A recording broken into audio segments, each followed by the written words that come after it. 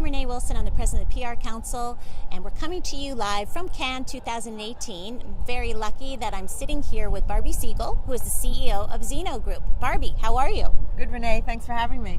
Great.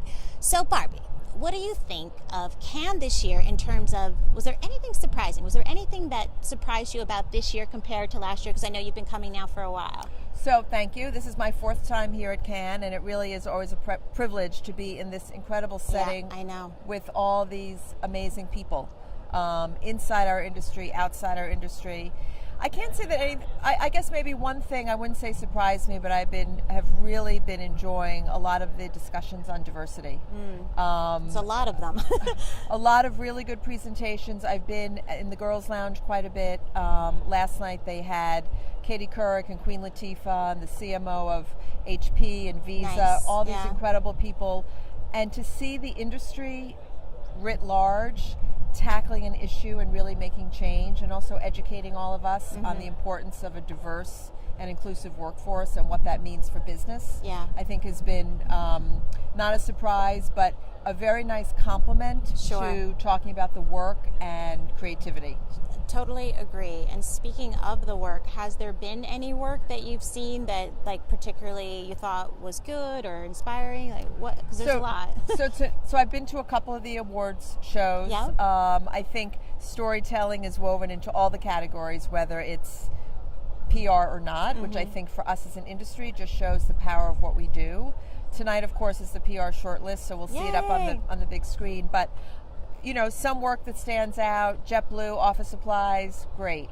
There's been a lot of purpose work, certainly around Right. Parkland and suicide. 84, the London work with the statues. I just have to look at No, my that's notes. good. It's good. The McDonald's flip for International Women's Day. I mean, I have the same takeaway every year. It is the most simple ideas. That's so right. Born from a human truth. And last night, leaving the Girls Lounge, I was in an elevator, a very small elevator in the hotel. There must have been like 8 people. It should only have been 5.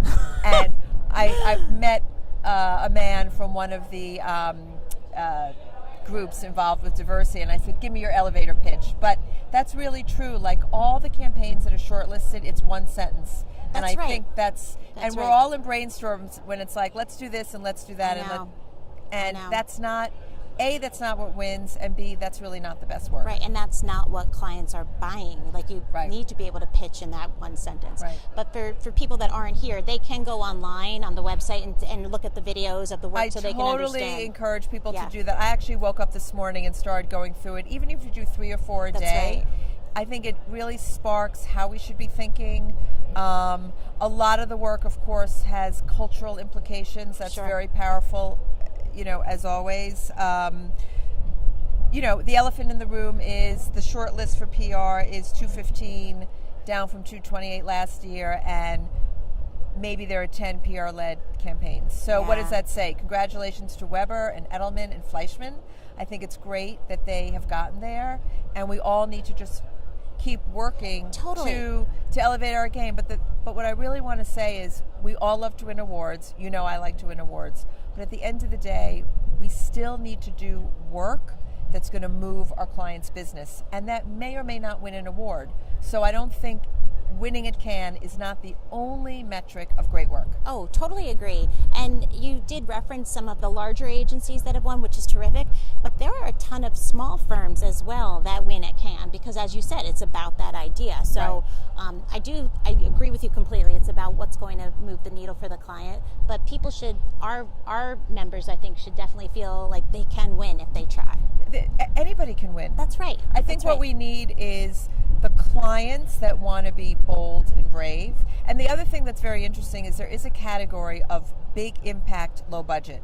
And I'm not suggesting that PR is in the low budget Right. business, but what I am saying is you don't have to spend a ton of money to win at Cannes, because it is the beauty of the idea and the impact that it's had. No, I agree. So at Cannes as well, there's great speakers, there's great content being shared. Was there anyone that was particularly inspiring that you had a chance to see? Well, I attended a big talk in the Palais with the CMO of HP, and he was joined by the editor-in-chief of British Vogue. Oh, fantastic. He was joined by the Chief Diversity Officer for Omnicom. And, it's sort of interesting. When you're at Cannes, it doesn't matter if you're competitors or not. Right.